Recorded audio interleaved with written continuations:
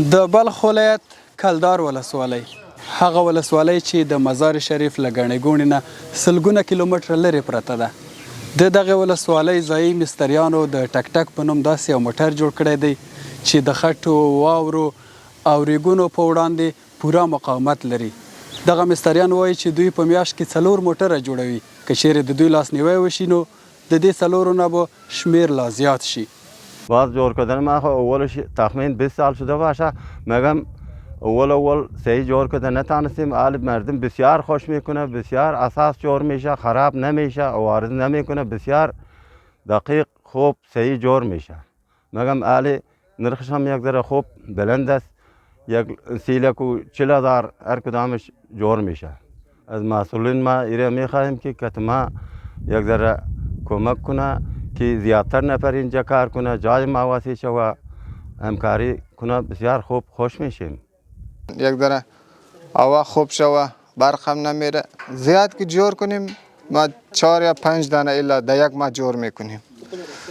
دولت دیگه دست ما را بگیره، کل زمینه را مساعد بسازه. ما یک مثلا در یک ماه حال 4 تا جور میشه، بعد 40 تا جور میکنیم، 50 تا جور میکنیم. مثلا حال 10 شاگرد داریم، بعد وقت 100 شاگرد ما جمع میکنیم.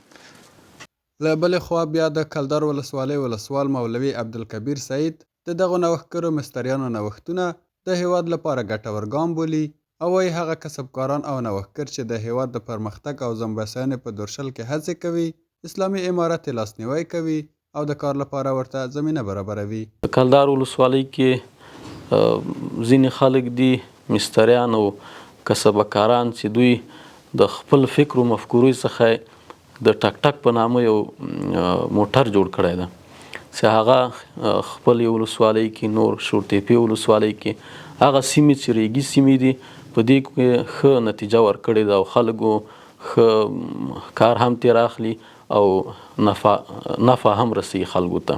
او دوی هم موږ ته هر وخت چې دغه کسبکاران وي که اختراع د یو شي جوړښت وي دا خلک که موږ ته مراجعه وکړي یا مسؤلینو ته مراجعه وکړي نو الحمدلله امارت دې ته آماده او په خدمت کې ده. هره لحظه زموږ دروازه د ملت په وړاندې خلاصه ده، هر نوع خدمتو ته لاسرسی کوو او خپل وس او توان کوو او نه درېږو ورته. په ورته وخت کې د ټک ټک موټرو پیرودونکي وایي یاد موټر د هیواد د لرې پرتو سیمو خامه لارو لپاره مناسب جوړ شوي دي.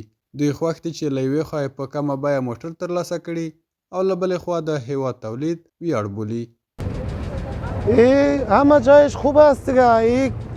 یکی کمکدار است، مصرف کم داره، مصرف اوقات زیاد نداره، با آسانی خراب نمیشه، باربری میشه، بسواری میشه، به هر سون که چیز کنی کار میته. بیخی خوب موتر است، این ساخت کلدر است، ساخت وطن است، افتخار ترکمن است. بیخی مقاومت زیاد است، گل و ریگا چیزا بیخی قوی موتر هستند. د یادولو وړ ده چې کلدار ولسوالۍ کې د ټک ټک موټرونو سربیره ډیری هغه توکي چې په ورځني ژوند کې ترېنه ګټه اخیستل کیږي د یادې ولسوالۍ اوسیدونکو لخوا په خپل لاس جوړیږي او ګټه ترې اخیستل کیږي. ثابت خان انځور، د البرز نشراتي څانګه، بلخ ولایت، کلدار ولسوالۍ.